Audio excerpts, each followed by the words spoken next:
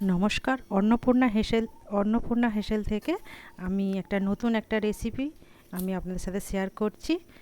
এটা অনেক পুরানো দিনের রেসিপি আপনাদের সাথে শেয়ার করার চেষ্টা করছি। এটা জানাবেন আপনাদের ওখানে কি শাক হিসাবে আপনারা চেনেন। আমাদের এখানে এটা আমরুল শাক হিসাবে আমরা এটা জানি। এটা কিন্তু দারুণ, অনেকেই হয়তো খেয়েছে, যারা বয়স্ক যারা তারা হয়তো জানে। এখনকারের বাচ্চারা কেউ জানেই না এটা কেমন টেস্ট। এটা এত দারুণ টেস্ট, আপনাদের সাথে সেই কারণে শেয়ার করছি যে আমাদের এখানে আমরা এইভাবে বানিয়ে খাই। চাটনি বা পুরিও আপনারা করতে পারেন। এটা উনানের মধ্যে আগুনে দিয়ে করলে দারুণ টেস্ট হয়। এখন তো আর উনান জিনিসটা নেই, আমি গ্যাসের মধ্যে আপনাদের সাথে বানিয়ে দেখাচ্ছি যে কিভাবে এটা হবে। আমি দেখলেন যে পরপর পাতাগুলো দিয়ে এটা ভালো করে বেঁধে নেব। এখানে আমি একটা কাঁচা লঙ্কা আর একটা রসুন কোয়া দিয়েছি। এর মধ্যে আমি 3টে পাতা ব্যবহার করেছি। পাতাটাকে মুড়ে আমি যেভাবে মুড়েছি ওইভাবে আপনারা মুড়ে এটা বেঁধে নেবেন। আমি এখানে কলার যে ডাঁটিটা হয় সেই ডাঁটিটাকেই ছিঁড়ে নিয়েছি, নিয়ে ভালো করে বেঁধে নিচ্ছি। একটু ছোট হয়েছে, মাঝেরটা বাঁধতে একটু অসুবিধা হবে। আমি মাঝখানে দুটো দুটো পরপর বেঁধে দেবো। একদম এটা একটু খুবই সহজ, এতে কিছুই লাগে না। জাস্ট আপনি এইভাবে বেঁধে আর গ্যাসের চাটুর মধ্যে আপনারা বসিয়ে দেবেন, এ হতেই থাকবে। আমি এটা ভালো করে দু সাইডে বেঁধে দিচ্ছি, লম্বা হচ্ছে না, দু সাইডে এটা বেঁধে দিচ্ছি। আর আপনারা দেখতে দেখতে এটা অবশ্যই শেয়ার করবেন, লাইক করবেন। দারুণ একটা রেসিপি, আপনারা দেখতে থাকুন। এই দেখুন, এখানে আমি ছোট্ট একটা সসপ্যান নিয়েছি, হালকা করে এটা তেল দিয়ে দিয়েছি, দিয়ে এটা বসিয়ে দিলাম। এটা এইভাবে হতেই থাকবে, একটু সময় ধরে করবেন, লো করে দিয়ে ধীমে ধীমে আঁচে। আর উনানে হলে এটা পুরোটা ফেলে দিলে আপনি অটোমেটিক হয়ে যায়, যেহেতু এটা গ্যাসের মধ্যে একটু সময় লাগবে। এই দেখুন এইভাবে পুড়তে থাকবে, পাতাটাকে পুড়তে দিতে হবে। পাতাটা কিন্তু এরকম কচি পাতা নেবেন, বেশি পাকা পাতা নেবেন না। দেখুন এইভাবে আমি দু সাইড উল্টে উল্টে এটা করতে থাকবো। দারুণ একটা রেসিপি, আপনারা যারা টক খেতে ভালোবাসেন সেটা অবশ্যই ভালো লাগবে। আর এর টেস্টটা সত্যি অসাধারণ। যারা খাননি অবশ্যই বানিয়ে খেয়ে দেখবেন, বা বাচ্চাদেরও বানিয়ে খাওয়াবেন। এই কলা পাতায় এইভাবে বানানো যে কত সুন্দর টেস্ট, আপনারা খেলে তবেই বুঝতে পারবেন। এটা অনেক পুরানো, অনেক দিনের, তখন সাবেকের লোকেরা বা আমার ঠাকুমারা বানিয়ে খুব দিত, আমরা খেয়েছি, সেই কারণে আপনার সাথে শেয়ার করছি। এই জিনিসটা অনেকে খেতে ভুলেই গিয়েছে যে এই জিনিসটা কি। দেখুন এখানে আমি দুদিকেই গ্যাস জ্বেলে দিয়েছি, রান্না করতে করতেই আপনার সাথে শেয়ার করছি। এখানে দেখুন এক সাইড হয়ে গিয়েছে, আমি এক সাইড উল্টে দিয়েছি, দেখুন ধোঁয়া ছাড়ছে। আমি আবার একবার উল্টে দেবো, এইভাবে আমি করতে থাকবো।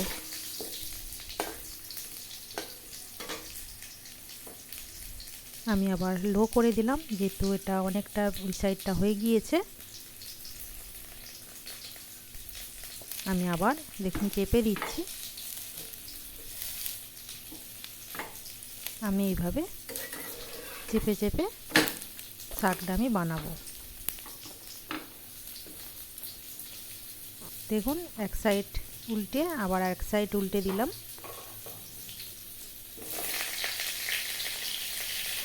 একটু সময় অপেক্ষা ধরো করতে হবে, এটা দেখুন খেতে দারুণ হয়, কোনো কিছুই লাগবে না, জাস্ট এইভাবে বানিয়ে নুন দিয়ে আপনার মিক্সচারে পেস্ট করে দিলেই দারুণ একটা চাটনি বানানো হয়ে যাবে। এর টেস্ট সম্পূর্ণ আলাদা, খেলে একবার খেলে বারবার মনে পড়বে। দেখুন আমার হয়েই এসছে, আর দু একবার এটা এভাবে আমি উল্টিয়ে দেব। দেখুন আমার রেডি হয়ে গিয়েছে। এইভাবে কিন্তু পুড়িয়ে করতে হবে পাতাটা, ওপরের যে পাতাটা থাকবে। দেখুন দু সাইডই হয়ে গিয়েছে। আমার রেডি হয়ে গিয়েছে, আমি এবারে নামিয়ে নেব।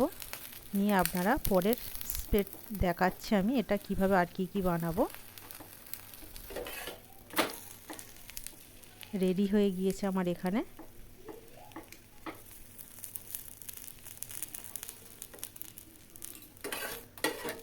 পরের যে প্রসেসটা আপনারা দেখতে থাকুন। দেখুন আমি নামিয়ে নিচ্ছি।